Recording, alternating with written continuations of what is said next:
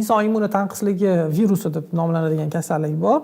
Bu o'sha insonda immunitet tanqisligiga va har xil asoratlarga olib borishi mumkin. Xo'p, endi siz aynan bu savolni nimaga so'rayotganingizni bilmayman, lekin ehtimoli baland siz kimnidir bilasiz buni, bunaqa kasal bilan og'rigan yoki qayerdadir eshitgansiz yoki o'qigansiz.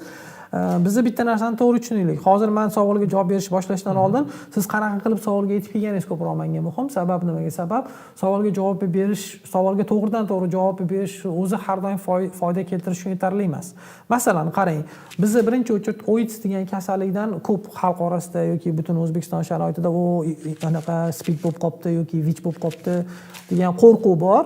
Bitta narsani to'g'ri tushunish kerak. U har doim jinsiy aloqa orqali yuqmaydi. Qon quyish orqali ham yuqadi. Masalan, men tajribamda 10 yasharli bolani ko'rganman. Unda spid bor. Hali u jinsiy anaqaga ham yetmagan, balog'atga ham yetmagan, jinsiy aloqa qilish imkoniyatiga ega bola emas, lekin AIDS aniqlangan va u bolaligida shu qanaqadir vaziyatda shu qon quyilgan va o'shanda yuqqan bolaga. Bu degani nima degani? Bu degani AIDS bor bo'ldi degani, u tamom bo'ldi, endi u odamda hayot tugadi yoki ayolda ham deylik, shu nazarda masalan 10 yasharli qizda uchradi deylik.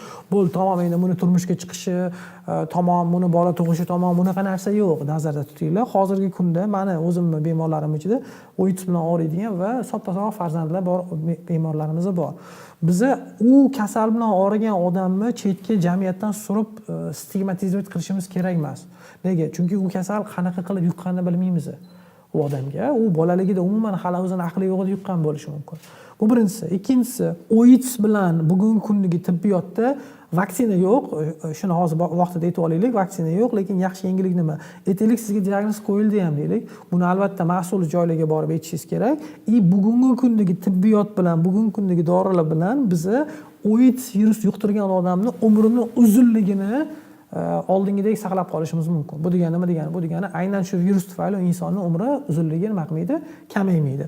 Va umrni sifatini ham sog'lom odamnikidek qoldirishimiz mumkin. Faqat u ma'lum qarash kerak bo'lgan joylari bor, shu epidemiologik, ehtiyot bo'lish kerak bo'lgan joylari bor. Qon bera olmaydi, uni qonni birovga quyish mumkin emas. Operatsiyadan oldin aytish kerak bo'ladi doktorga-da, menda spid bor deb, keyin jinsiy aloqada ehtiyot bo'lish kerak.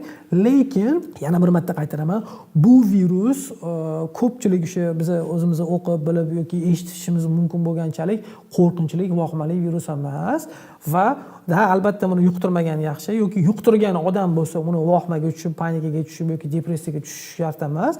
Albatta mutaxassisga murojaat qilsanglar, bizda juda ham yaxshi mutaxassislar bor, bizda spid markazlari bor. Bu haqda sizlarga tushuntirib, yana qiziq tarafi anonimlik, hech qachon hech kimga aytilmaydi bu narsa haqida va dorilar ham davlat tomonidan bepul beriladi. Bu degani life expectancy odamda, virus bilan og'rigan odamda life expectancy is the same. Tushunarli.